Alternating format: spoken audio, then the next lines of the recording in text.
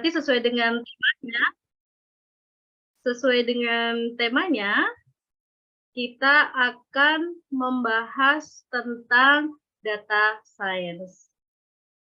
Baik, sebelumnya saya ucapkan terima kasih terlebih dahulu pada teman-teman yang masih semangat malam-malam ya. Bada Isya, kemudian menuntut ilmu tentang data science dengan pembicara kita yang sangat expert di bidang data science gitu. Kemudian ada beberapa hal yang perlu saya sampaikan sebelum saya mulai pada sesi materi. Jadi dari Koda Science sendiri mengadakan webinar yang kelima mengenai data science, harapannya bisa memberikan insight ya kepada teman-teman apa itu data science, bagaimana cara menjadi seorang data scientist, kemudian apa saja sih yang perlu disiapkan jika ingin menjadi seorang data scientist. Jadi kami ini sudah kelima dan akan membahas tentang data scientist. Kemudian ada beberapa informasi yang harus kami sampaikan. Jadi selama webinar ini berlangsung, silakan teman-teman ini untuk meng-mute ya sound-nya ya, supaya tidak terjadi kebocoran suara. Selanjutnya di akhir webinar nanti akan ada e-sertifikat. Link e-sertifikat akan dibagikan di akhir nanti. Jadi buat teman-teman stay tune terus dari awal sampai akhir, dapatkan ilmunya dan dapatkan e-sertifikatnya. Gitu ya. Selanjutnya, oke, sebelum kita memulai acara webinar kali ini ya mengenai data science, alangkah lebih baiknya kita berfoto dulu, bolehkah? Untuk teman-teman semuanya untuk mengaktifkan kameranya. Mari kita berfoto bersama, tampilkan wajah ceria kalian walaupun masih malam, walaupun sudah malam, gitu ya. Oke, sebentar, Mas Tatas boleh bisa dibantu? Oke, akan kami mulai ya. Di page pertama, teman-teman sudah aktif kamera semuanya? Oke. Page pertama. 1, 2, 3. Page kedua. 1, 2, 3. Ganti gaya lagi. 1, 2, 3. Oke, sampai 3 page ya. Terima kasih buat teman-teman atas senyum terbaiknya. Ternyata kalau di foto itu cantik-cantik semua, berarti masih semangat semua untuk mendengarkan ya, mendengarkan materi dari pembicara kita pada malam hari ini. Oke, baik. Tanpa berlama-lama, untuk pemateri kita kali ini akan dipandu oleh seorang moderator, karena ada pepatah mengatakan, tak kenal maka tak sayang, makanya saya akan memperkenalkan terlebih dahulu ini, moderatornya siapa. Beliau ini menempuh pendidikan S1 di Universitas Brawijaya, jurusan fisika, kemudian S2-nya beliau ini di National Central University di program studi geofisik dan seismologi. Dan beliau sekarang mengabdi sebagai dosen geofisika di Universitas Mula Warman, Kalimantan Timur. Baik, tanpa berlama-lama lagi, akan saya persilahkan untuk Bang Fajar untuk memulai diskusi kita pada kali ini. Silahkan Bang Fajar. Oke, baik, terima kasih Mbak Danda. Tadi sudah dibilang kalau misalnya senyum-senyum Mbak sama Masnya yang telah hadir di dalam acara ini masih cantik-cantik katanya. Nggak cantik aja Mbak, ternyata di sini ada yang ganteng-ganteng juga Masnya. Gitu ya. Oke, ya tadi sudah diperkenalkan. Perkenalkan saya Kori Fajar Hermawan, biasa dipanggil Fajar, panggil aja Bang Fajar, Mas Fajar. Ya, saya benar lulusan dari Brawijaya dan juga National Central University dari Taiwan. Saat ini memang untuk saat ini sepertinya saya harus mengabdi terlebih dahulu di Universitas Mula Warman untuk bisa menemani teman-teman yang ada di Universitas Mula Warman untuk menggapai cita-citanya. Ya, pada malam hari ini kita semuanya akan mengikuti pemaparan materi mengenai data science. Ya, karena di sini ada webinar kelima dari Koda Science. Koda Science mengenai From Number to Insights, Mathematics Role for Data Science. Dan untuk materi ini akan langsung disampaikan oleh narasumber kita, yaitu Mas Dedi Rahmadi. Mas Dedi Rahmadi ini merupakan salah satu lulusan dari program studi matematika, dan beliau mempunyai pengalaman, yaitu sebagai praktisi data dan juga mathematic educators gitu. Dan beberapa profilnya nanti langsung aja disampaikan oleh Masnya. Dan untuk Mas Dedi Rahmadi, untuk penyampaian materi mengenai Mathematics Role for Data Science, kita persilahkan untuk penyampaian materinya selama 35 menit dari sekarang. Terima kasih. Baik, terima kasih Mas Fajar. Suara saya terdengar jelas? Jelas, Mas. Oke, jelas. Baik, mungkin langsung saya buka aja. Selamat malam. Assalamualaikum warahmatullahi wabarakatuh. Waalaikumsalam warahmatullahi wabarakatuh. Semoga di malam yang nggak tahu sih kalau di sana, kalau di sini tadi habis hujan gitu ya. Jadi mungkin suasananya agak dingin-dingin. Kalau bahasa Jawanya tuh sumuk gitu ya, bahasa Jawa. Tapi saya yakin di sini nggak cuma dari Jawa, itu pasti banyak dari seluruh penjuru Indonesia. Oke, di sini langsung saja izinkan saya untuk share screen gitu ya, untuk menyampaikan materi utama kita kali ini. Sudah terlihat jelas untuk screen saya?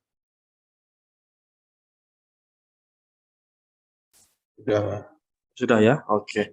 Jadi di sini saya akan menyampaikan sedikit tentang data science ya, karena ini semacam webinar ya, bukan workshop atau apa namanya itu, praktikum, atau bahkan bukan kuliah 3 SKS. Jadi kita akan sampaikan secara singkat overview tentang data science ya. Oke. Sebelum itu sedikit perkenalan dari saya. Mungkin saya tadi kelupaan ngasih profil ke Mas Fajar, jadi mungkin bacanya dari sini ya Mas ya. Jadi saya ini background-nya memang matematik. Waktu itu kuliah waktu S1 di Universitas 11 Maret Solo, S2-nya dari Gajah Mada yang di Jogja itu ya. Nah, untuk pengalaman saya tidak jauh-jauh kok dari matematika. Yang jelas saya pengalamannya di praktisi data dan mathematics educator. Nah, mathematics educator yang bagaimana? Jadi guru pernah, jadi tentor pernah, dan alhamdulillah sekarang mengabdi juga seperti Mas Fajar sebagai dosen ya. Mengabdi ya. Dosen itu banyak pengabdiannya. Nah, untuk experience-nya, saya mulai karir di tahun 2019 ya, teman-teman. Ya, sebagai meta analis dan matematik edukator. Kemudian di tahun 2020 yang kita kenal sebagai tahun pandemi, itu saya merintis karir menjadi freelance data scientist gitu ya. Ya, karena waktu itu saya juga mikir gitu ya, pandemi kita harus bisa survive dengan mencari, ya nggak dipungkiri aja lah, kita cari pendapatan tambahan, skill tambahan, dan jatuhnya ke freelance data scientist. Kemudian di tahun 2022, ya alhamdulillah diberi kesempatan untuk menjadi data mentor sekaligus mengabdi itu tadi, mengabdi menjadi dosen. Ya, kalau saya di Jogja, tapi kalau Mas Fajar tadi di IKN. Iya, IKN. IKN. Ya, sama-sama dulu kan Jogja juga ya, bekas ibu kota gitu ya. Kalau Samarinda nanti calon ibu kota. Oke, sedikit aja kenalannya, karena yang penting itu bukan profil saya, karena yang penting adalah materi kita pada malam hari ini, yaitu overview data science. Yang kedua, roadmap data science, kemudian tools apa saja yang akan digunakan pada data science, yang terakhir, mathematics for data science. Ya. Jadi jangan dipikir ini akan jadi kuliah 3 SKS tentang matematika, saya yakin Anda nanti langsung mabuk gitu ya kalau tentang matematik, jadi kita akan garis besarnya aja. Nah, teman-teman pasti sering bertanya-tanya tentang rekomendasi video yang sering kita pakai di YouTube itu ya. Teman-teman itu kalau misalkan habis nonton 7-0 itu, yang 7-0 itu, sepak bola yang 7-0, terus bawahnya itu nanti pasti ada rekomendasi-rekomendasi lain, entah yang sejenis atau yang beda jenis gitu ya. Tapi rekomendasi itu tentunya tidak lepas dari pengaturan ya. Selain dari video, itu tentu pasti ada kalau kita mendengarkan lagu saat streaming gitu ya, apalagi saat secara shuffle di kalau sekarang aplikasinya Spotify ya. Nah, itu pernahkah kalian bertanya-tanya gitu ya, apakah kenapa kok genre lagu itu yang diputar mirip dengan lagu yang diputar sebelumnya ya. Misalkan jazz diputar jazz lagi gitu ya. Misalkan lagunya siapa yang lagi hits sekarang, Mahalini ya, mungkin ya diputar sejenis juga gitu ya. Atau kalau kita scrolling di TikTok itu ya, pasti yang FYP mesti mirip-mirip ya, misalkan kita FYP tentang kuliner itu, nanti FYP-nya isi kuliner terus. FYP isinya kuliner. Nah, dia menggunakan data science atau salah satu partnya dari data science itu adalah artificial intelligence, kecerdasan buatan. Nah, apa sih itu data science? Nah, data science itu adalah suatu pekerjaan yang menghasilkan artificial intelligence atau kecerdasan buatan. Nah, tapi biasanya kita menganggap bahwa data science itu hanya untuk menghasilkan visualisasi yang bagus, padahal bukan hanya itu. Apalagi kita sering beranggapan data science itu hanya pekerjaan seputar statistik gitu ya. Data science ini merupakan gabungan dari 3 ilmu, yaitu yang pertama ilmu komputer, terutama karena kita tidak bakal jauh-jauh dari komputer, matematika dan statistika, yang namanya data ya. Dan yang ketiga, kalau kita mau mengaplikasikan data science ke ilmunya, itu adalah pengetahuan bisnis. Jadi, data science adalah suatu ilmu multidisiplin yang mempelajari programming, visualisasi, statistik, dan bisnis domainnya. Nah, penggunaan data science ini bisa digunakan di berbagai bidang dalam industri. Yang pertama, olahraga, yaitu memilih pemain terbaik berdasarkan histori atau performa permainan pada permainan sebelumnya. Kemudian pada bidang e-commerce yang sering kita gunakan untuk scrolling di hijau maupun di orange itu, yaitu memberikan rekomendasi produk agar kamu bisa menemukan produk yang sesuai dengan keinginan Anda. Kemudian pada bidang pertambangan, yaitu memprediksi kerusakan mesin dan harga komoditas.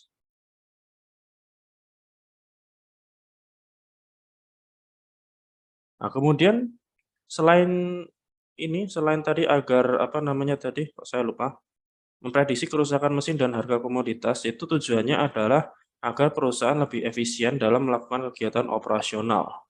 Jadi istilahnya kita menghemat cost ya atau biaya. Kemudian pada bidang kesehatan, yaitu memprediksi penyebaran suatu penyakit dan menentukan keputusan penanganannya. Ya. Dan tentu kita masih banyak pemanfaatan data science di bidang lainnya. Nah, kira-kira nih harus belajar skill apa ya untuk jadi data scientist gitu ya. Yang pertama, kita perlu belajar matematika gitu ya. Tapi saya tidak minta untuk kalian harus bisa mengerjakan semua soal yang dikasih guru atau dosen gitu ya. Ya, tapi kalau dikasih soal banyak bisa ngerjain semua ya bisa dapat nilai A lah ya dari dosennya gitu ya. Kalau matematika. Yang penting kita kuasai dasar-dasarnya matematika dulu. Saya kira matematika SMA cukup. SMA ya, udah cukup SMA itu. Kemudian pemrograman, bahasa pemrograman. Contoh ya, kalau Yang sering kita pakai itu adalah biasanya kalau enggak Python ya R itu ya. Nah, kalau Python atau R itu mungkin didalami salah satu saja, yang penting difokuskan yang mana gitu ya. Syukur-syukur malah kalian bisa JavaScript gitu ya. Kemudian basis data, yaitu tentang ekstraksi data dan lain sebagainya. Kemudian visualisasi dan report atau laporan, dan ini biasa digunakan para data analis ketika menggunakan Excel atau Power BI ataupun Tableau. Tapi yang sering kita temui itu biasanya adalah Excel. Nah, nanti dari Excel itu akan kita bisa buat visualisasi atau dashboard, ya, dashboard agar penampilannya menarik begitu ya. Tentu yang sesuatu yang menarik itu kan akan menggugah kita untuk melihat, mencermati gitu ya. Beda dengan sesuatu yang berantakan. Kemudian kita juga bisa belajar lagi tentang machine learning. Ya, machine learning apa sih gitu ya? Itu pembelajaran mesin, yaitu mesin yang bisa belajar sendiri. Kita kasih sesuatu, dia belajar sendiri, ya misalkan pengenalan pola wajah lah, kalau kita lihat di kantor-kantor itu mungkin fingerprint atau aplikasi absensi gitu ya. Aplikasi absensi ketika di kantor gitu kan kita ada yang menggunakan pengenalan wajah ya. Jadi mesinnya itu diminta belajar untuk mengenali wajah kita agar suatu saat bisa merekam wajah kita yang akan presensi saat itu. Nah, kemudian selain belajar skill, akan lebih baik lagi jika Anda memiliki pengalaman internship atau magang ya biasanya. Lomba atau kompetisi, nah ini ada website khusus yang bisa kita gunakan untuk lomba atau kompetisi begitu ya. Kemudian portofolio ya, ini yang paling penting. Kalau diberi presentase, portofolio menurut saya ini paling besar bobotnya. Karena di sini kamu pasti akan punya pengalaman menyusun proyek. Ya, portofolionya bagaimana lah nanti akan ada contohnya gitu. Kemudian tergabung dalam komunitasnya. Tidak bisa dipungkiri kalau kita punya komunitas, itu pasti akan menjaga motivasi kita. Nggak jauh-jauh seperti di kuliah ya, kalau kita nggak punya teman pasti juga, gimana ya, motivasinya agak berkurang gitu ya. Kalau yang introvert sih saya nggak tahu, tapi kalau saya sendiri ambivert ya, ambivert itu yang campur itu ya, introvert, extrovert itu.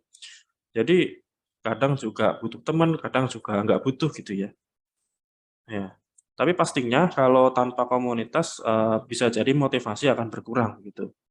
Komunitas data science banyak sekali teman-teman. Facebook ada, LinkedIn ada, terus ya banyak ya, mulai dari Indonesia sampai luar negeri, itu pasti banyak.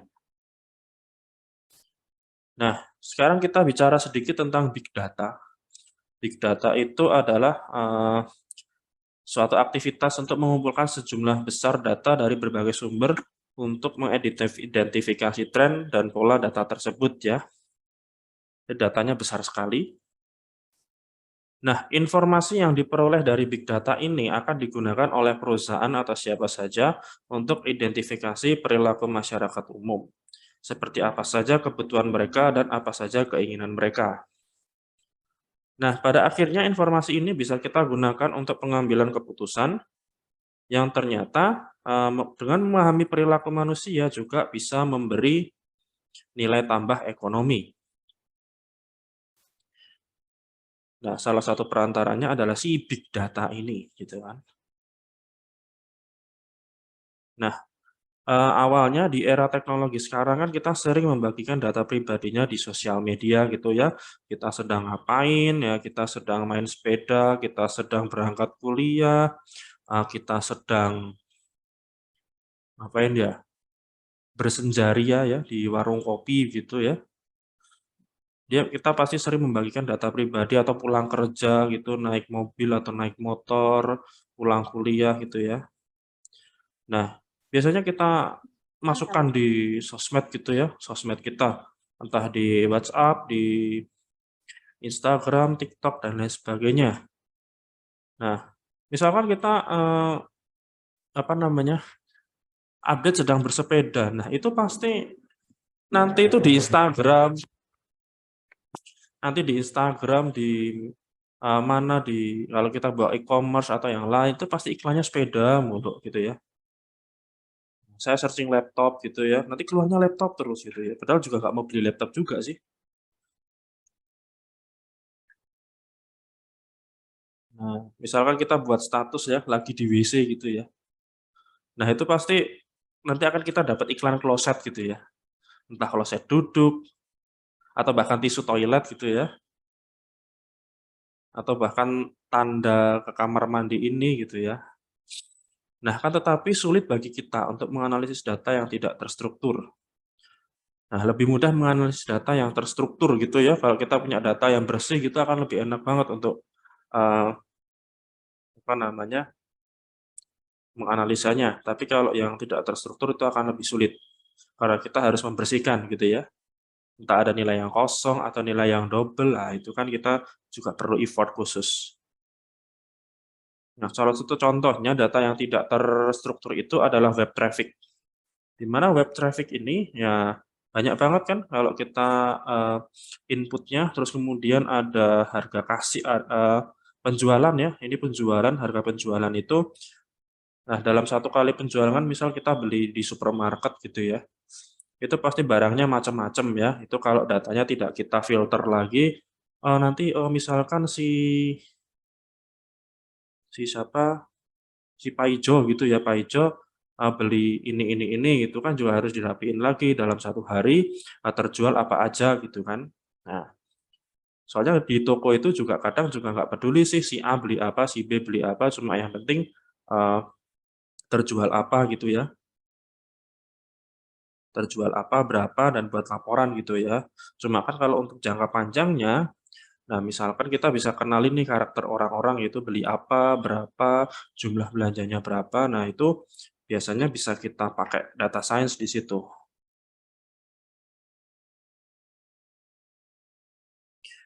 Nah, ini kan tadi saya ilustrasikan supermarket ya, analisis truk belanja untuk mendapatkan insight barang apa saja yang laku di daerah tersebut gitu ya.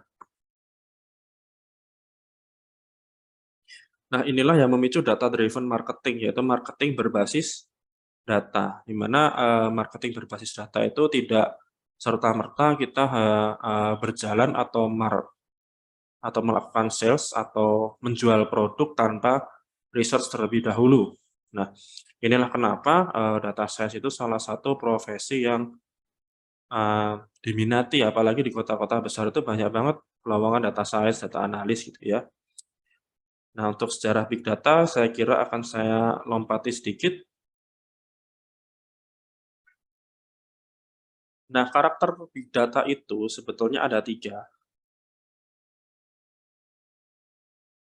yaitu pertama volume, ya ukuran media penyimpanan data yang sangat besar atau enggak terbatas, jadi flow-nya akan ada terus. Nah, kemudian velocity, alirannya cepat dan full time,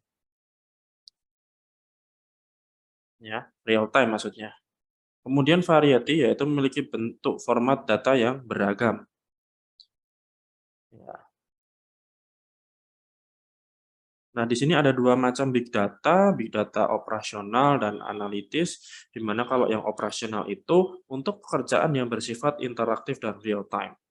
Kemudian big data analitis memiliki kapabilitas analitis untuk mengerjakan analisis kompleks yang melibatkan sebagian besar data.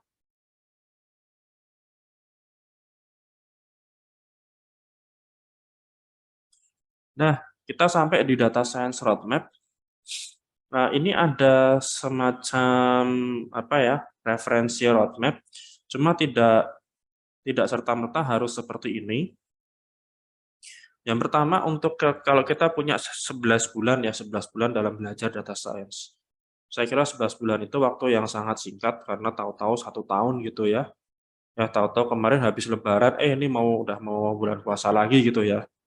Nah, yang pertama mungkin bisa kita belajari basic Python. Basic Python itu apa gitu ya, dasar-dasarnya. Bulan kedua bisa kita mulai dari belajar statistik dan peluangnya. Atau bolehlah kita anggap ini sebagai matematik gitu ya. Belajar matematik 1 bulan. Puyeng nggak tuh? Nah, terus habis itu kita belajar nih Python secara lanjut, baru kita belajar ke visualisasi atau menyajikan data. 1 bulan kelamaan nggak ya? Nah, itu saya kira nggak masalah sih. Ya, asalkan kita belajarnya itu konsisten, konsisten aja, nggak usah kita paksain 1 bulan harus bisa semua, ya nggak usah.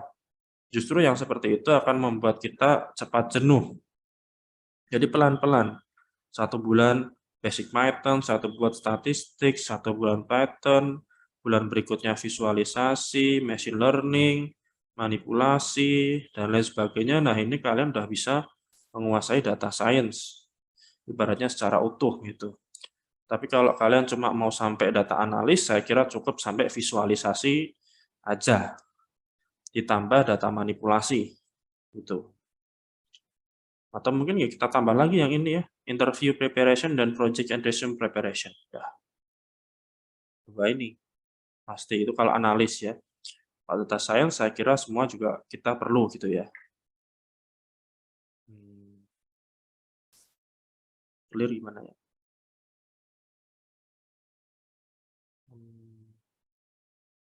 Oke, next. Udah roadmap-nya udah jelas ya. Nah, ini ada rata-rata gaji, kenaikan gaji ya, kenaikan gaji data scientist di Indonesia. Yang kanan ini adalah kolom pengalaman, misalkan pengalaman dari 0 sampai 2 tahun, itu gajinya rata-rata segini, 12,1 juta, rata-rata loh ya, saya nggak bilang semua gajinya segini, ini rata-rata. Kalau saya bilang rata-rata di jumlah, dibagi dengan jumlah banyaknya orang, hasilnya segini gitu ya. Nah, rata-rata segini, 12 juta. Nanti kalau misalkan ada data scientist digaji, "Mas, saya cuma digaji 4 juta nih, katanya gajinya rata-rata 12 juta." Nah, kan saya nggak bilang gajinya 4 juta, rata-ratanya aja 12 juta. Tapi meskipun kalian awalan mungkin bisa dapat 4 juta, 5 juta, tahun berikutnya pasti naik. Karena itu ibaratnya baru OJT ya, baru training. Di mana kalau yang menurut data ini, untuk pengalaman berikutnya di fase 2 sampai 5 tahun itu naik sebesar 26% ya, lumayan. Itu 15 jadi 15 jutaan. Atau yang mungkin yang udah senior 20 tahun lebih itu bisa 28 juta. Bahkan itu bisa lebih sih menurut saya. Bisa lebih. Bisa mungkin ada yang sampai ya 50-an, mungkin bisa jadi ada di situ. Itu kalau udah pengalaman 20 tahun ya. Nah, kalau gaji data scientist di industri ya, kebanyakan itu ya hampir sama. Cuma beberapa yang mungkin bisa kita terapkan di Indonesia itu kan mungkin perusahaan asuransi ya, insurance, otomotif, advertising, and public relation, aerospace itu adalah dirgantara ya, pesawat. Tapi saya jarang lihat lowongannya. Kemudian real estate, property, e-commerce sudah pasti dia pakai data scientist, saya sering lihat lowongannya. Finance itu pakai pasti. Institusi pendidikan, ya anggap saja institusi pendidikan itu yang seperti bimbingan belajar mungkin ya, nah itu dia pakai. Itu. Keamanan, kemudian teknologi dan komputer gitu ya, hampir semua pakai. Cuma mana yang sering dipakai di Indonesia pastinya tidak semua ya, seperti aerospace itu tadi saya jarang lihat lowongannya juga.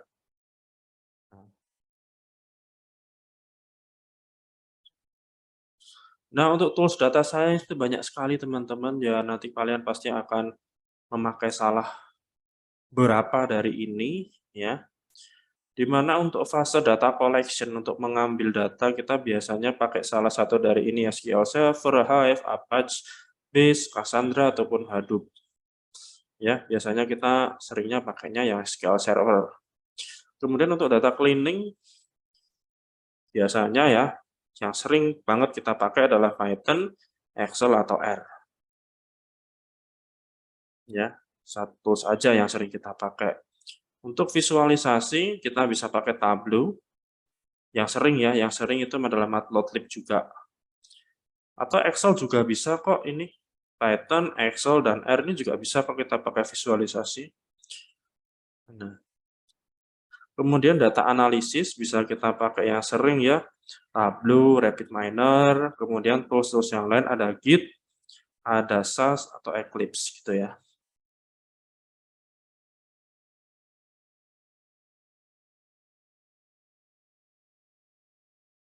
Nah, untuk tools yang sangat populer ini di sebelah kanan ini ada SAS, Excel, MATLAB, Python, Tableau, dan lain sebagainya.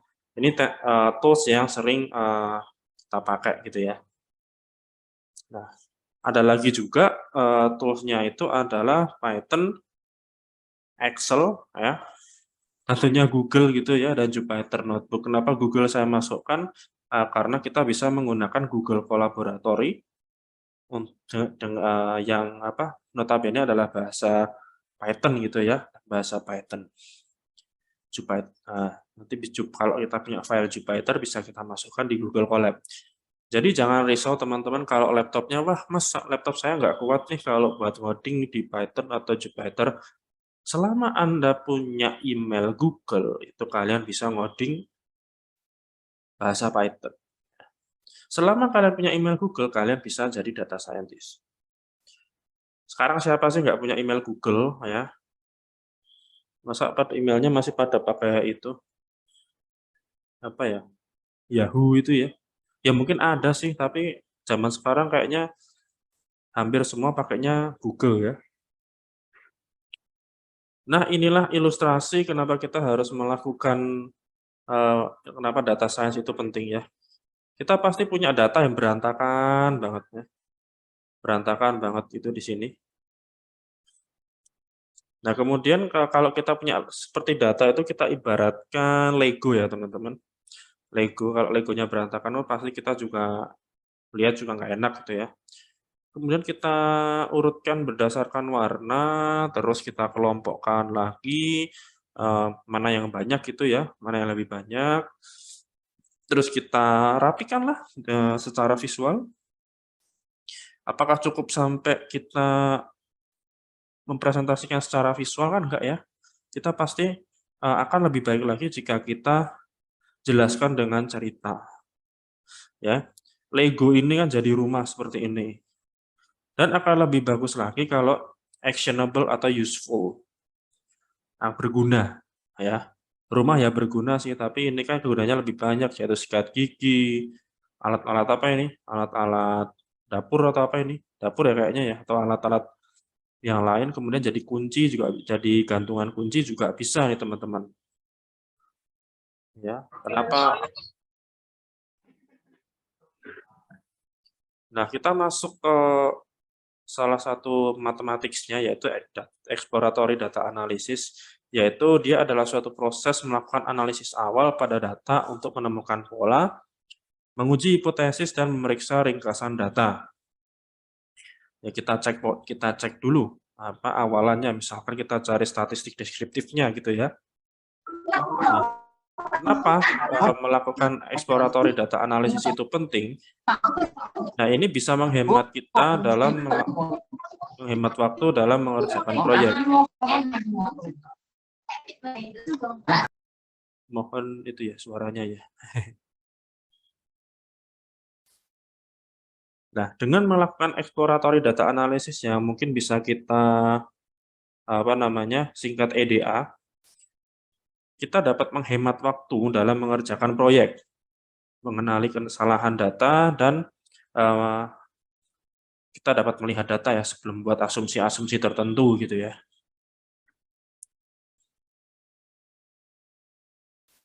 Nah, caranya adalah yang pertama kita lakukan statistik deskriptif di sini. Statistik deskriptif itu pastinya teman-teman sudah tahu. Ada mean, ada median, ada modus, ya itu merupakan ukuran pemusatan data, kemudian ukuran penyebaran data, kita punya standar deviasi, jangkauan, dan lain sebagainya. Ya, kemudian setelah itu kita lakukan univariate analysis, menganalisis kolom secara terpisah. Ya, jadi setiap kolom itu kita lihat satu-satu. Nah, kemudian setelah kita lakukan univariate, kita lakukan multivariate, menggabungkan beberapa kolom dengan tujuan menemukan hubungan antara satu kolom dengan kolom lainnya. Nah, itu ya. Pastikan ada kolom lainnya. Kita cari hubungannya gitu ya.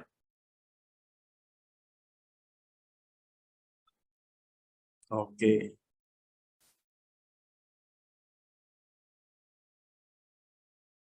Data science itu ada banyak teman-teman, mungkin di sini ada yang kuliah di matematika atau di statistika barangkali. Jadi kalau kita lulus dari matematika dan statistika itu kita secara tidak langsung sudah membicarakan tentang data science. Paling tidak dari beberapa urusan ini, beberapa cabang-cabang data science ini, itu paling tidak kita nanti akan belajar yang namanya ini apa ini? Regresi ya. Pasti, clustering, time series, dan klasifikasi. Paling tidak 4 ini. Lainnya kita pasti akan belajar mungkin secara tidak langsung atau belajar di luar kelas gitu ya. Nah, kemudian, bentar.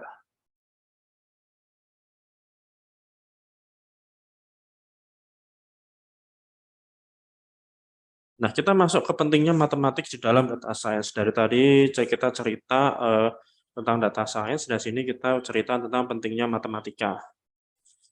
Matematika yang kita gunakan di data science itu ada 3 sebetulnya intinya, statistika, aljabar linear, dan kalkulus.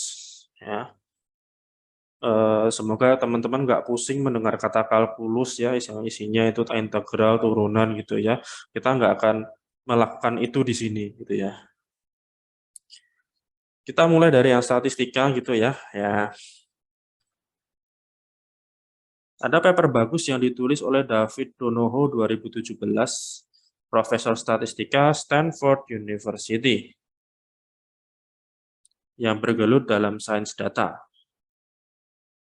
Nah, Donoho ini mempertegas bahwa Tukey telah mendorong perlunya reformasi statistika dari yang hanya sekedar deskripsi dan inferensi ke akuisisi data dan prediksi.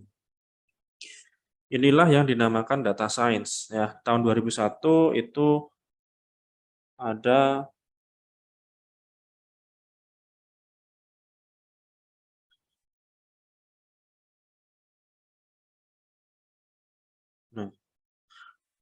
tahun 2001 pertama kali ada istilah data science. Nah, apakah statistika diperlukan untuk memahami sains data? Apakah keuntungan menjadi data scientist? Ya, tentu kalau hanya ingin mengaplikasikan program machine learning, Anda dapat langsung mengoperasikannya tanpa harus paham statistika. Nah, disinilah kenapa kita harus paham statistika itu. Karena kalau sekedar menjalankan program machine learning, ChatGPT juga bisa kok. Kita harus paham statistika untuk apa? Untuk melakukan interpretasi. Apa maksud dari hasilnya itu? Apa maksud dari data tersebut gitu ya? Ya, Anda perlu pemahaman tentang statistika dan peluang gitu ya.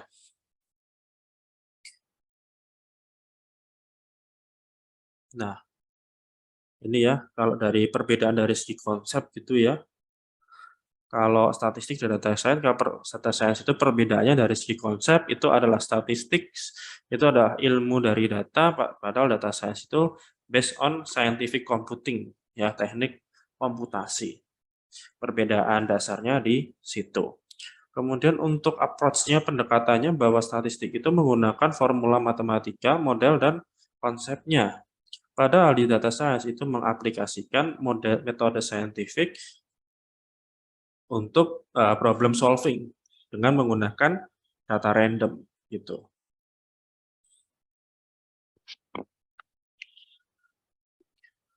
Nah, kalau kita lihat statistik ini adalah ilmu yang concern dengan mengembangkan, belajar metode untuk mengumpulkan, menganalisa, menginterpretasi, dan mempresentasikan data.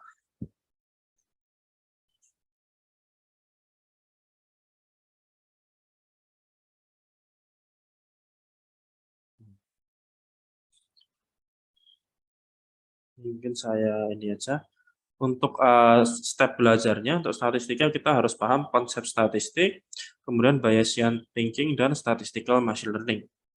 Ini untuk statistika gitu ya, secara overview kita harus paham deskriptif dulu seperti mean, median, simpangan baku, covariance, quartile, koefisien korelasi Pearson, regresi, dan outlier gitu ya. Nah, kemudian dari sisi statistika matematikanya kita perlu memahami teori peluang, regresi, dan statistika inferensial. Kemudian yang kedua, tadi tentang bidang matematika yang kita gunakan itu adalah aljabar linier. Yang pertama kita harus paham operasi matriks ya, yang dasar itu penjumlahan, pengurangan, perkalian gitu. Paling tidak paham saja dulu. Ya masalah nanti dikerjain salah yaitu urusan nanti, yang penting paham. Ya, selain itu juga ada transpose, determinant, inverse gitu ya. Ya kalau inverse-nya lebih dari 3 kali 3 ya kalau di machine learning atau di kita di data science biasanya kita pakai software ya, bantuan software ya. Tapi kalau untuk uji pemahaman ya biasanya dosen meminta untuk mengerjakan manual. Sifat-sifat matriks ada nilai eigen, vektor eigen, dan SVD yang terkenal ya, singular value decomposition. Ini aplikasinya banyak sekali. Ya, nanti aplikasinya kita jelaskan di belakang tentang SVD ini. Nah, kenapa sih harus aljabar linier? Karena data itu kan kalau kita urutkan secara baris dan kolom itu kan mirip matriks gitu kan. Nah, itulah pentingnya aljabar linier. Kemudian diperlukan juga memahami PCA. PCA itu Principal Component Analysis, ya, analisis komponen utama, dan pendalaman pembelajaran algoritma. Nah, tanpa mengerti aljabar linier pun, kita bisa memahaminya melalui library daripada Python, yaitu Panda, NumPy, dan lain-lain. Terakhir tadi kalkulus ya teman-teman. Kalkulus secara basic kita harus paham tentang fungsi, slope atau intercept, limit, plot itu grafik ya, turunan, gradien, global, dan lokal, minimum, maksimum fungsi. Secara lanjut, kita juga harus paham tentang langkah fungsi, fungsi sigmoid, kemudian fungsi cost atau biaya, dan kalkulus matriks ya. Wah, kalkulus matriks berarti cross antara kalkulus dan aljabar linier.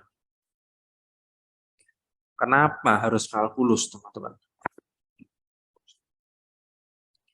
Nah, kalau kita paham kalkulus, pasti paham grafik dan karakteristik grafiknya. Kemudian dibutuhkan untuk memahami regresi, yaitu bisa regresi linear dan logistik, dan pendalaman pembelajaran algoritma. Konsep tambahan yang bisa kita gunakan adalah optimisasi dan matematika diskrit, yaitu bila kita belajar tentang network atau jaringan gitu ya. Nah, di sini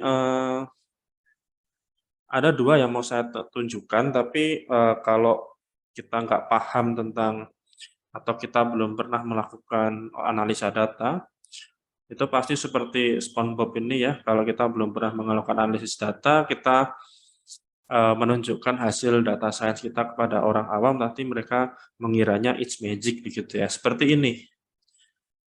Data ini, data saya ambil dari COVID-19 India ya, COVID API-nya dari India gitu ya, mereka membuat dashboard seperti ini, dan pastinya ini big data ya, datanya itu kan ada terus gitu ya, datanya ada terus ya, berapa terkonfirmasi, berapa aktif, berapa sembuh, dan menurun berapa gitu ya. Ini kita coba lihat di sini.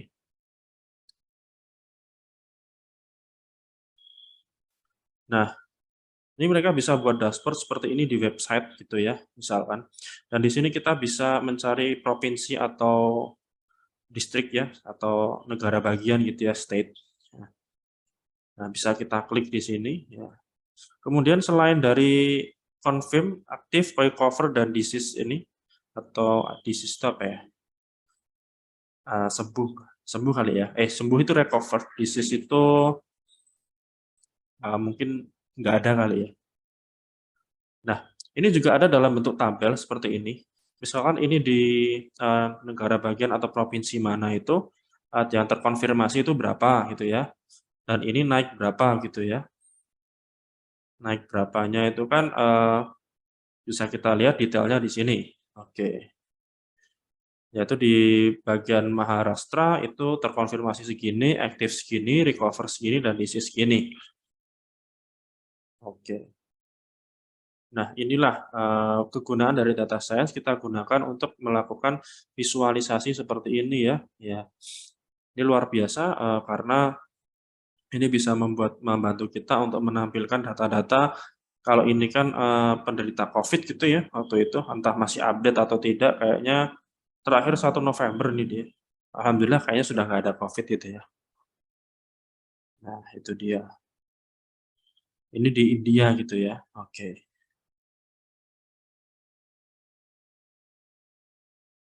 Nah, kemudian saya mau menunjukkan lagi, itu ada, nah, data yang agak banyak dan berantakan banget itu ya. Ini kan kalau teman-teman lihat itu kan datanya banyak sekali ya. Misalkan ini, kita punya komponen semen dan lain sebagainya, ini kan ada banyak banget baris hingga kalau di sini ditulis 1351 rows dan 9 kolom. Nah, tentunya kalau kita menganalisa secara kasat mata gitu ya, itu pasti akan lebih berat. Tapi dengan bantuan data science atau dengan software ya, kalau ini kan kita gunakan Python, nah itu nanti kita bisa dapatkan paling tidak kita dapatkan statistik deskriptifnya seperti ini teman-teman. Misalkan kita lihat yang bagian strength ini ya, kekuatan ya. Bagian kekuatan ini misalkan banyaknya kekuatan, banyaknya data ada berapa? 5.407 gitu ya. Mungkin beda dengan yang lain, mungkin banyak data kosongnya gitu kan. Nah, ini perlu kita teliti kembali dan banyak data kosongnya akan kita apakan? Tetap kita kosongkan atau akan kita ganti dengan nilai rata-rata atau nilai yang lain gitu juga bisa. Kemudian di sini ada nilai min, min dari setiap kolom gitu ya, setiap data, median, bahkan ada juga sampai skewness dan kurtosisnya. Nah, di sini kalau kita sudah dapat ini, istilahnya kalau ini tadi EDA ya, Exploratory Data Analysis, nah kita bisa melakukan analisa tindak lanjut. Seperti misalkan kita membuat rekomendasi dari data yang sudah ada gitu.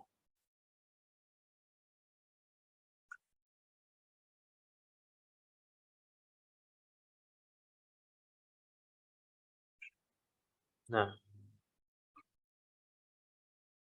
kita next tadi untuk contohnya itu ada. Loh, saya buka lagi.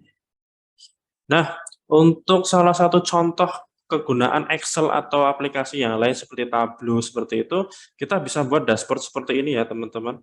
Ya, mungkin ada yang sudah familiar dengan dashboard seperti ini, tapi kalau ada yang ternyata ada yang belum, bisa loh ternyata Excel atau Tableau bisa kita gunakan untuk membuat sesuatu seperti ini yang interaktif ya. Ini nanti bisa kita filter atau bisa kita ubah-ubah gitu karena dia interaktif. Ya, inilah power of tools zaman sekarang dan kita harus paham kegunaannya agar kita bisa membuat ini menjadi menarik gitu ya. Tidak kok berdasarkan data aja ya, kita juga perlu skill untuk skill kreatif dan membuat tampilan yang menarik gitu ya. Tuh. Nah, tadi saya sampaikan bahwa aplikasi matematika tadi kan ada SVD tadi ya, Singular Value Decomposition. Salah satunya aplikasinya adalah face recognition, yaitu pengenalan wajah, di mana pengenalan wajah ini merupakan salah satu turunan dari sistem biometrik yang menggunakan pola wajah manusia sebagai objek identifikasi. Sistem tersebut menggunakan pola wajah manusia yang terdapat dari sistem basis data sebagai penyimpanan, kemudian akan melakukan perbandingan dengan gambar yang akan diuji. Seperti tadi ya, kita simpan wajah kita, kemudian kita kenali dengan itu sendiri, dengan sesuatu yang disimpan tadi. Nah, prosesnya seperti ini, dari citra itu gambar, kita olah menjadi citra. Nah, citra di sini adalah citra yang lebih baik. Kemudian dari citra sendiri itu kan kita lakukan pengenalan pola, di mana nanti akan didapatkan informasi atau deskripsi objek. Nah, untuk gambaran dari SVD itu sendiri ya, nah aplikasi ini membutuhkan beberapa parameter seperti data input. Nah, data input tersebut dari data sampel wajah manusia yang digunakan untuk membentuk basis pada suatu SVD. Kalau kita belajar aljabar linear, pasti akan menemukan basis gitu ya. Nah, data gambar uji yaitu gambar sembarang yang digunakan untuk melakukan proses pengujian terhadap gambar sampel gitu ya. Nah, di mana prosesnya nanti dari bawah sini kita input gambar sampel, input gambar uji ya. Kita uji gambar wajah manusianya dengan kemudian deteksi wajah manusia, kita cocokkan gambar dengan basisnya, kemudian kita tentukan identitas gambar wajah. Nah, mungkin itu yang bisa saya sampaikan, kayaknya molor beberapa menit ya. Saya kembalikan ke moderator. Oke, Mas Jadi, terima kasih atas penyampaian materinya yang luar biasa sekali, yang memberikan insight ataupun pandangan lain nih mengenai data science dan gimana nanti ke depannya apakah bisa dikembangkan di Indonesia atau harus Indonesia berbalapan dengan negara-negara lain dan apa ya, sebagai generasi muda apa yang bisa kita lakukan atau berikan sumbangsi terhadap perkembangan data science ini. Dan untuk melakukan sumbangsi itu pasti kita harus mengetahui nih dasar-dasarnya kayak tadi matematika, kalkulus, statistika dan lain sebagainya. Oke, baik teman-teman sekalian yang sudah mendengarkan pemaparan materi, kalau ada yang ingin ditanyakan atau diskusi mengenai IKA, materi kalkulus ataupun materi matematika atau apapun mengenai data science ini, bisa langsung raise hand atau ketikkan pertanyaannya di dalam kolom chat. Apakah teman-teman ada yang ingin bertanya?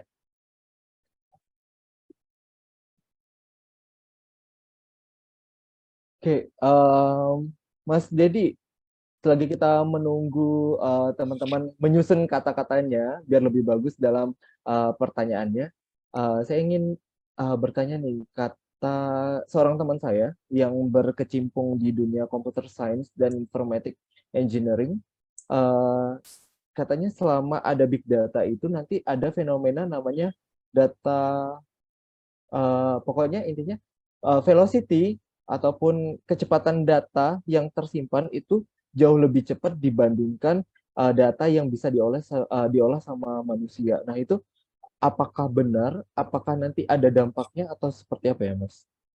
Oke, mungkin langsung saya jawab aja ya, Mas. Nah, Hmm. untuk fenomena velocity tadi itu pasti itu kan nanti itu arus informasi gitu ya. Itu benar adanya dan itu akan jauh lebih cepat. Dan semakin hari semakin cepat. Sebagai contohnya begini, setiap hari itu pasti banyak yang upload di Instagram gitu kan. Upload di TikTok atau di Instagram. Akan tetapi ketika kita upload di TikTok, di Instagram itu belum tentu dilihat oleh semua pemirsa gitu kan. Nah, dampaknya adalah yang kalau yang saya rasakan sendiri itu adalah dampaknya kita menjadi over information. Information kita akan lebih banyak. Ya, itulah di mana kita itu perlu skill ya, ini mungkin agak keluar dari data science, tapi ini merupakan skill yang penting buat kita, yaitu filter information. Jadi kita nggak kok terus semua informasi kita terima ya. Kalau kita terima terus ya, setiap kita scroll kita dapat sesuatu ya, itu nanti kita malah udah nggak bisa menikmati hidup, tapi Oh, juga ya begitulah ya. Tapi kalau di ya. dunia data science sendiri itu merupakan tantangan bagi ibaratnya bagi profesi ini yang ngurus data pipeline-nya itu namanya data engineer, yaitu tantangan untuk ibaratnya kalau data yang banyak tadi ya, yang banyak tadi ibarat kita itu adalah sungai, sungai yang meluap gitu ya. Ibarat sungai yang meluap, kita perlu membuat aliran-aliran, misalkan kita buat sungai atau buat pipa agar eee, airnya itu tidak banjir atau mungkin bisa terdistribusi secara rata begitu. Jadi solusinya mungkin kita bikin pipeline atau pipa seperti itu. Hmm. Oke, ini ada pertanyaan Mas dari Mbak Tania kayaknya. Masalah gaji. Ini hal yang Oh, paling menarik ini memang ya.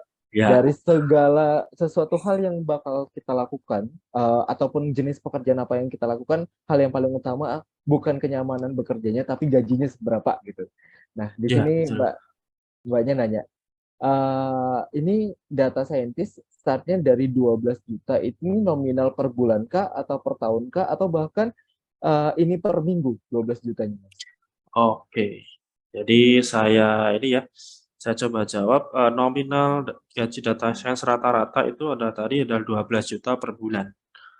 Ya, untuk lumayan kan ya kalau kita dapat 12 juta per bulan itu kita kita mohon maaf kalau yang misalkan di daerah, misalkan ya saya bicara aja lah di Jogja itu lumayan banget itu, sangat-sangat lumayan gitu ya. Nah, eee, tadi apalagi nih yang ditanyain? Udah ya? Iya, cuman Per bulan itu kah? Iya. rata-rata per bulan. Ya, rata-rata per bulan bener. Nah, kalau boleh sambil cerita, ada temen Mm-mm. juga mungkin gaji di awal itu nggak terlalu besar ya, mungkin bahkan di bawah 10 atau mungkin sekitar 5, tapi itu hidupnya di kota besar ya, anggap sebut saja dia Jakarta gitu, ya. Tapi dengan sebut saja dia Jakarta, tapi belum ada 2 tahun dia langsung dapat kenaikan gaji yang hampir 2 digit gitu ya. Nah, itu kalau kita bisa menekuni profesi ini, mungkin banyak teman-teman saya nih yang mungkin udah senior data analis, udah data science lead itu mereka udah 2 digitan tuh banyak mungkin ya, udah banyak itu 2 digit. Ya paling nggak ke segitu, kalau Ya untuk semoga, masalah gaji, ya. iya, ya Tapi kalau semoga. kalau tadi Mas Fajar tadi bilang, "Apakah itu per minggu?" Oh bisa kok Mas, kalau itu kita freelance kliennya dari Amerika gitu ya. Kita Nah, pinter-pinter seperti itu ya, nanti kita bisa tembus di platform pencari kerja Amerika, lah itu kita bisa kerja remote di sana dengan standar gaji Amerika. Kalau nggak salah UMR-nya Amerika itu 37 jutaan nggak ya, hmm, per bulan gitu ya. Nah mereka gaji kita UMR, kita seneng nih, wah, UMR kita kan berapa gitu ya. iya benar sekali. Ya gitu ya. Nah itu.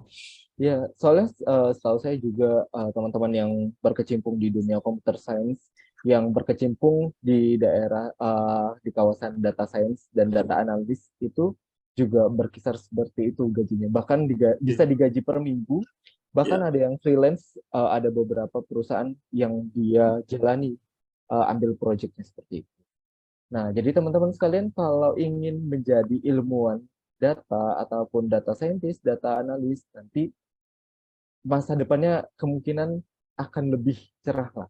Ada Ya. ada ada cahaya terang lah nantinya. Oke, ini selanjutnya Mas ada pertanyaan dari Rohma mengenai keterbatasan dari aplikasi Excel. Nah, kalau kita menggunakan big data, data yang digunakan itu bisa lebih dari 1.500 data. Apakah data data 1.500 itu bisa diolah menggunakan Excel, atau ada aplikasi lain yang bisa digunakan untuk mengolah data yang besar itu? Oke. Kalau ini maksudnya 1.500 data itu row atau kolom ya?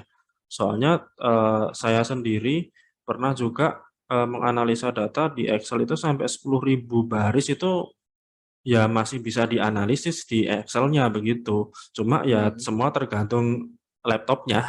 iya, Soalnya, terus terang kalau Excel itu memang aplikasi yang boros RAM. iya. Ya, jadi kita mungkin perlu bantuan Python itu ya, biar biar lebih enteng dikit lah ya kalau di Python seperti itu. Excel itu kalau kita ukurannya udah 10 megabyte itu sudah terlalu berat di RAM itu. Jadi kita perlu laptop gaming untuk mengolahnya gitu ya. Bukan untuk gamingnya ya maksud saya ya, itu untuk mengolahnya gitu paling tidak. Jadi untuk laptop sekarang yang 8 GB itu kalau datanya besar, saya kira agak kurang itu untuk Excel. Jadi saran saya kalau datanya besar banget mungkin coba aja deh pakai Python. Memang saya sarankan pakai itu karena eh, mungkin ada keterbatasan di ininya, perangkatnya gitu. Oke, ini lebih ke hardware, kemampuan hardware-nya yang kita punya ya, Mas. Iya, Bukan software Excel-nya gitu. Jadi teman-teman sekalian, kalaupun ingin mengolah data yang besar, kita harus didukung oleh beberapa hal, termasuk software seperti Python ataupun Excel, dan juga hardware-nya, RAM-nya, prosesornya, dan lain sebagainya.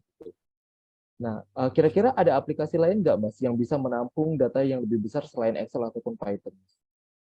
atau kalau untuk data itu kan kita tampungnya dalam bentuk Excel ya, atau Hmm. bisa juga kita pakai SQL Server. Nah, itu kan Hmm. bahkan dia bisa menampung lebih banyak, atau bahkan bisa kita langsung olah juga di situ juga bisa sebetulnya. Cuma itu tampilannya terlalu komputer banget bagi kita Iya. yang mungkin yang belum terbiasa dengan komputer gitu. Oke, Mas. Begitu ya, Rohma, teman kita, Rohma. Jadi pengolahan data yang besar itu berkaitan tentang kemampuan software, kemampuan hardware yang kita miliki juga gitu loh. Oke, selanjutnya ada Valentino Rizky. Ini bertanya tentang jika terdapat data nol pada suatu data, apakah bisa langsung dinormalisasi pada data tersebut atau diisi terlebih dahulu data nol tersebut baru dinormalisasi. Oke, jadi tadi kaitannya dengan data yang tadi ya mungkin saya izin tampilkan sebentar untuk yang tadi. Nah, ini tadi kan seperti yang tadi itu kan ini terindikasi bahwa ini ada data nol ya di strength tadi. Nah, tadi kalau ada data nol bisa kita lakukan paling tidak kita cek dulu nolnya seberapa sih. Kalau nolnya sedikit ya, sedikit itu nggak nyampe 10% atau mungkin kita bisa jadikan dia 0, atau kalau tidak, kalau kita tidak ingin ada data 0, kita isi dengan min, ya, min rata-rata. Min boleh, median boleh ya, silakan mau yang mana, atau modus, antara 3 itu ya, min, median, modus. Jangan diisi minimum bahkan maksimum, jangan. Paling tidak min, median, modus, seperti itu. Oke, jadi beberapa data statistik seperti min ataupun modus ya tadi ya Mas, Iya, betul. sebelum dinormalisasikan. Oke, Iya. semoga menjawab Mas Valentino Rizky. Selanjutnya ini ada pertanyaan Mas, pertanyaan yang terakhir mungkin ya, dari Niwayan Eka Suwardewi yang merupakan salah satu partisipa partisipan dari program studi statistika Universitas Mula Warman bertanya mengenai data training dan data testing. Nah, kalau di data science ini itu termasuk dalam roadmap yang mana? Terus kapan dan bagaimana kita perlu melakukan data training dan data testing dalam pengolahan data? Oke, jadi ini pertanyaannya istilah data training, data testing gitu ya. Jadi saya mungkin akan kembali ke roadmap terlebih dahulu. Bentar. Roadmap.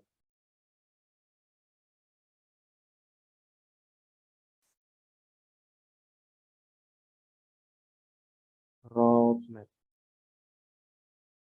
Nah, untuk tadi di data training dan data testing itu masuknya itu ketika kita di machine learning. Ya. Tadi tujuan dari machine learning adalah membuat mesin yang bisa belajar. Kita membuat mesin itu belajar. Caranya adalah kita bagi data kita yang besar banget itu menjadi data training dan data testing. Data training kita gunakan untuk melatih modelnya ya agar belajar mengenali suatu pola. Ya, seperti tadi kita punya mesin gitu ya, mesinnya kita suruh belajar pakai data training, kemudian kita tes dengan data testing untuk menguji apakah mesin tersebut bekerja dengan baik atau tidak. Ya, gitu. Nah, untuk yang data training dan data testing, kita lakukan seperti itu saat di machine learning. Semoga menjawab ya, saya kira itu sudah intinya gitu. Oke, begitu Mbak teman kita Niwayan Eka Suwardewi. Jadi untuk data testing dan juga data testing dan juga data training itu bakalan diolah di bagian machine learning-nya. Oke, mungkin Mas ini yang terakhir ya. Ini masalah determinasi.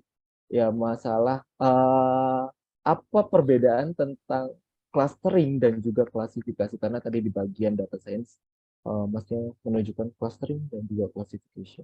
Oke, ya ini mungkin share screen lagi. Nah, kita masuk ke sebelum kita bicara clustering dan klasifikasi, kita masuk dulu ke machine learning ya.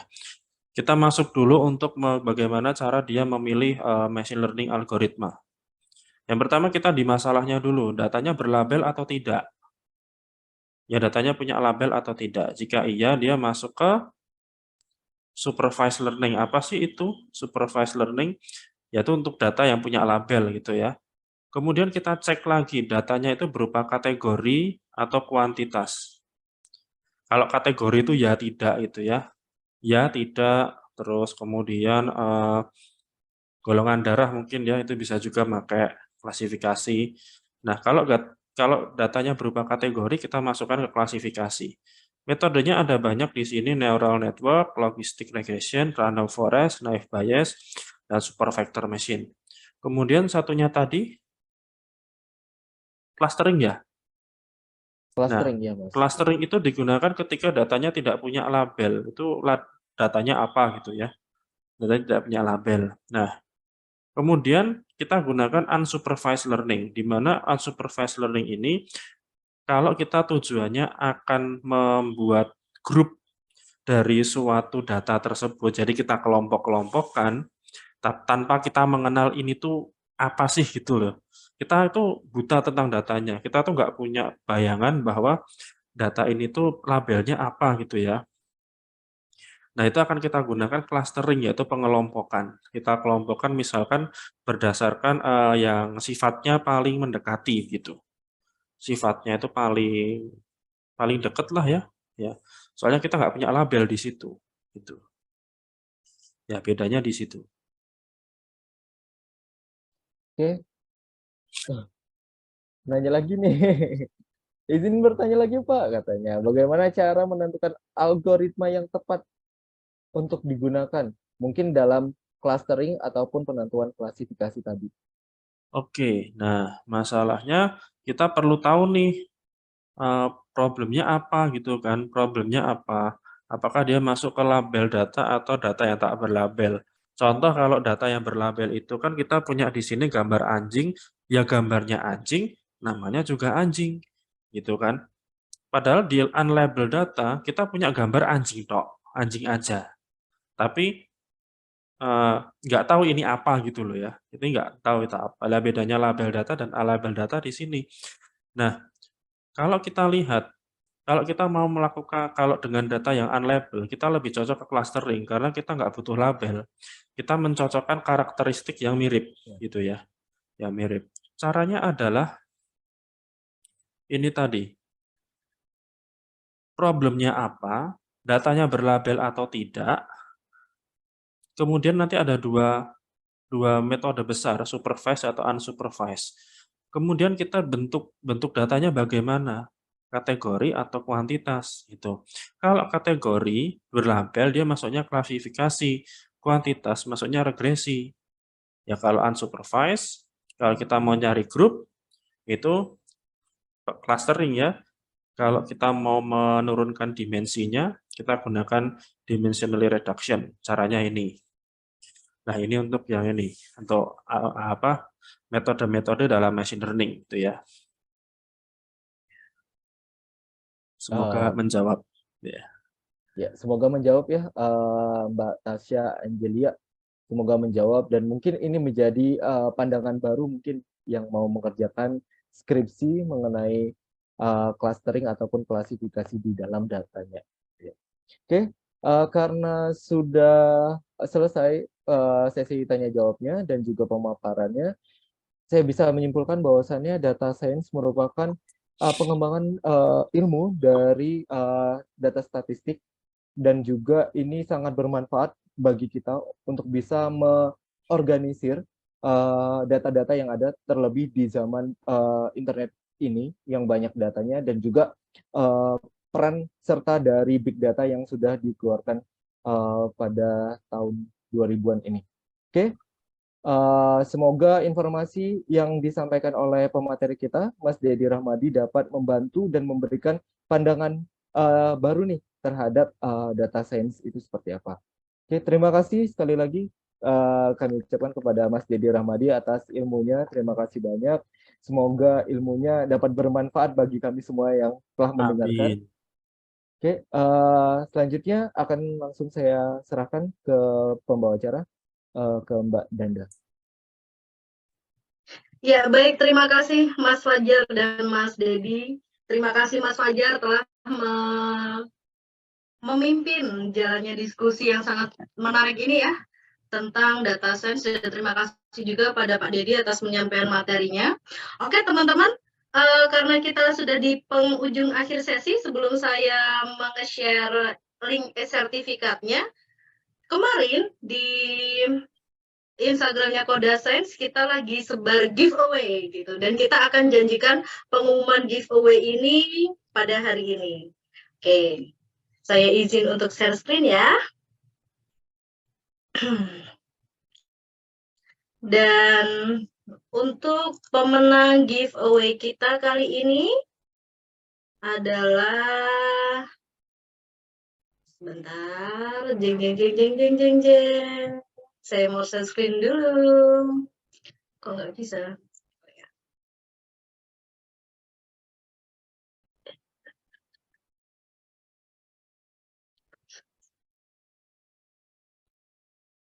Oke, saya share screen dulu ya, izin untuk share screen. Kita akan mengumumkan giveaway kita, pemenang giveaway.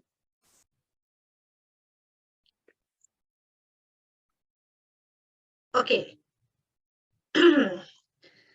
Siapakah pemenang giveaway kita yang akan mendapatkan voucher e-money sebesar berapa ya? Coba kita lihat ya nanti ya, sudah ada di Instagramnya Koda Science, dan pemenangnya adalah Saryana Dewi dengan IG-nya @saryana_dewi dengan komen terbagus yang memenangkan giveaway kita. Oke, selamat pada Kak Saryana Dewi. Kemudian selain itu kami juga, karena tadi ya diskusi ini berjalan dengan seru, kayaknya tuh 1,5 jam ini kurang banget kan. Jadi kami dari Koda Science membuka kelas basic Python for Data Science gitu. Jadi kalian yang mengikuti webinar ini bisa ajak teman-teman kalian buat memperdalam lagi basic Python for Data Science yang diadakan oleh Koda Science, yang nantinya akan diadakan bulan Maret, akhir Maret ini sampai bulan April. Jadi kalau kalian yang masih penasaran dan kalian yang masih pengen ngerti, mendalami lagi tentang data science dan how to be a data scientist, kalian bisa join di kelasnya Koda Science ya. Dan kabar berita baik nih untuk kalian semua yang ada di sini. Jika kalian mengikuti webinar ini dan kalian tertarik untuk mengikuti kelas basic Python for Data Science dari Koda Science ini, kalian dapat potongan harga lagi 50.000. Jadi kalian cukup bayar 200.000 aja untuk ngikutin kelas dari Koda Science tentang data science gitu. Ya, nanti kalian di sini kita macam mini bootcamp ya, coding bootcamp. Kalian akan diperkenalkan data science berdasarkan silabus-silabus yang ada di Coda Science. Oke, dan ada lagi. Oh, ini ada link pendaftarannya ya. Link pendaftarannya ada di bawah ini. Kalau kalian mau join, silahkan join, silahkan di-scan. Selanjutnya ada pemenang. Penanya terbaik, selamat kepada Valentino Rizky. Nanti silahkan untuk Valentino Rizky menghubungi pihak Coda Science ya, bisa di grup maupun bisa di mana? Di grup WhatsApp grup ya yang ada untuk webinar kali ini. Terima kasih pada pemenang dan terima kasih pada yang mengikuti giveaway ya. Kali ini yang sudah berpartisipasi aktif dalam giveaway yang diadakan Coda Science dan berpartisipasi aktif dalam webinar kelima ini dari Coda Science gitu. Kemudian saya akan share ya untuk teman-teman link sertifikatnya. Sorry, oh itu link sertifikatnya sudah ada. Kemudian untuk teman-teman yang berminat untuk sesi diskusi ya, untuk masih berdiskusi langsung dengan Pak Dedi maupun teman-teman yang lain, kalian juga bisa bergabung di WhatsApp group dari Coda Science. Sebentar, saya akan share linknya.